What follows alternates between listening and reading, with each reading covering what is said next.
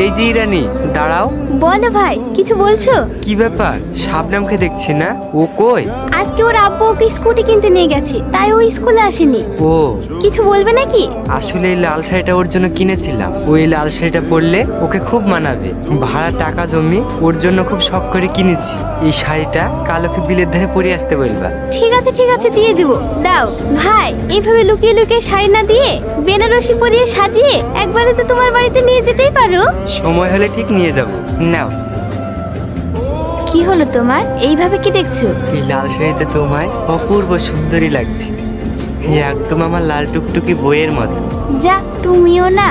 বাবা, আমার বউটা দেখছি লজ্জা একবারে লাল হয়ে গেছে। থাক আরো তো প্রশংসা করতে হবে না। না গো, সত্যি বলছি, তোমাকে এই লাল শাড়ি পরে খুব মানিয়েছে। কবে যে তোমাকে এই লাল বেনারসি পরিয়ে আমার বাড়ির বউ করে নিয়ে যাব। শবনম, আমাকে কখনো ছেড়ে যাবে না তো?